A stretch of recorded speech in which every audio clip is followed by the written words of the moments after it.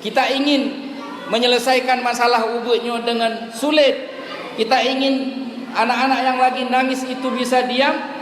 Kita harus bohong. Jangan tinggalkan bohong. Lebih baik dia menangis dengan kejujuran kita selaku orang tuanya, daripada kita berlaku bohong, berlaku dusta, karena dia akan dibesarkan dengan kata-kata yang keluar dari orang tuanya, kata-kata yang dusta, kata-kata yang bohong. Bangsa kita ini bukan bangsa miskin. Kita tahu Aceh ini dari dulunya dikenal dengan negeri yang begitu subur. Ekspor rempah-rempah dulunya ke luar negeri, dikenal di bangsa-bangsa lain. Yang kurang dari kita ini bukan sumber daya alamnya, bukan tanah suburnya, yang kurang bak gedanyokan harta, tapi yang kurang di kita itu adalah kejujurannya. Orang yang bohong itu akan melenyapkan banyak sumber daya alam. Emas bisa hilang bertonton apabila orang yang mengelola emas itu jauh daripada sifat Nabi yang bernama jujur itu. Minyak pun akan hilang apabila orang-orang yang mengelola minyak itu jauh kepribadiannya daripada akhlak Nabi yang bernama kejujuran. Dalam lembaga pendidikan sikap tidak jujur itu, kebohongan itu ditampilkan, maka ruh daripada pendidikan itu tidak lagi berkah. Bila Allah telah menarik berkah dari sebuah pendidikan, walaupun diri kita itu memiliki ilmu pengetahuan yang mumpuni, walaupun kita paham banyak ilmu pengetahuan, tapi apabila ilmu kita sudah diangkat berkahnya oleh Allah, ilmu itu tidak akan mendatangkan apa-apa bagi kita kecuali kehinaan. Ilmu itu tidak akan mengangkat derajat kita sebagaimana yang disampaikan Allah dalam Al-Quran.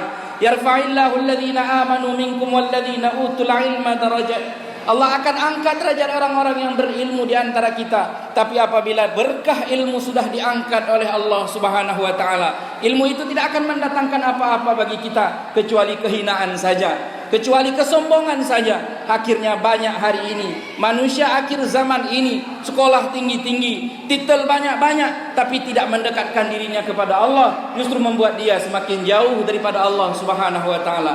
Man ta'allama ilman lam yu'mal bih. Siapapun yang menuntut ilmu pengetahuan dan ilmu itu sudah tidak berkah. Apa tidak berkah? Apa buktinya? Ilmu yang dia dapat tidak mendekatkan dirinya kepada Allah, tidak menjadi sebab dia semakin dekat kepada Allah. Lam yazidhu illa kibara. Maka tidak ada yang bertambah bagi si pemilik ilmu itu kecuali kesombongan sahaja. Tingkat tua tak tulis titel mantang akan jadi masalah besar dalam kehidupan. Orang lupa menulis SPD kita, orang lupa menulis MPD kita, orang lupa menulis doktor kita, maka kita berkecil hati atas kesilapan orang. Ada masalah dengan pendidikan kita. Hari ini sulit jemaah yang dimuliakan Allah. Lagi-lagi bangsa kita bukan kurang orang yang berpendidikan tinggi, banyak sekali. Tapi apa yang membuat bangsa ini kurang? Bukan pendidikannya, tapi ruh berkah daripada ilmu pengetahuan yang sejatinya mendamaikan bangsa, mendamaikan dunia, membawa ketentraman kepada banyak orang, menjadi rahmat bagi seluruh alam. Tetapi justru sebaliknya yang terjadi. Kenapa? Penyebabnya adalah keberkahan sudah diangkat oleh Allah Subhanahu wa taala. Apa yang menyebabkan keberkahan diangkat? Satu di antara penyebab besarnya adalah kebohongan sudah merajalela. Tingkat tamang sikulaan harus tasogok, naudzubillah.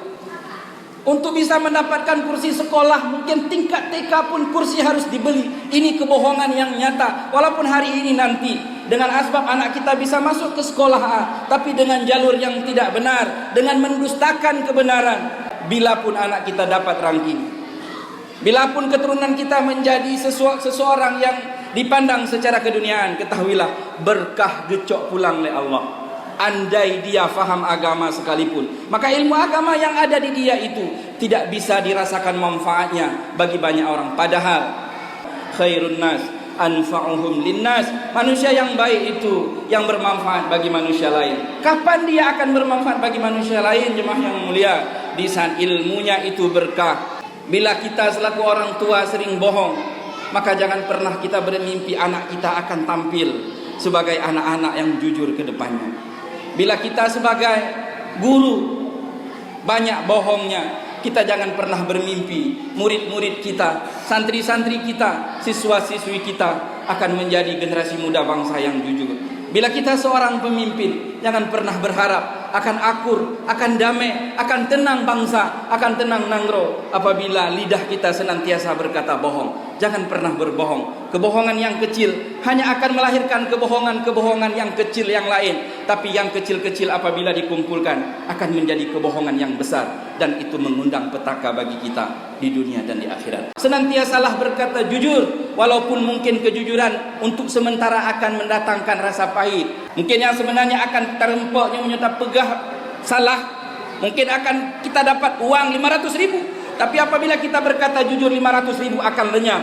Jamaah yang muliakan, tinggalkanlah 500.000 demi menghidupkan sebuah sunnah yang besar ini. Berkatalah jujur, karena jujur itu kata Nabi, inna sidqa yahdi ilal bir. Kejujuran itu akan melahirkan kebaikan-kebaikan. Wa innal birra yahdi ilal jannah. Dan kebaikan-kebaikan itu akan membawa kita ke dalam surganya Allah Subhanahu wa taala.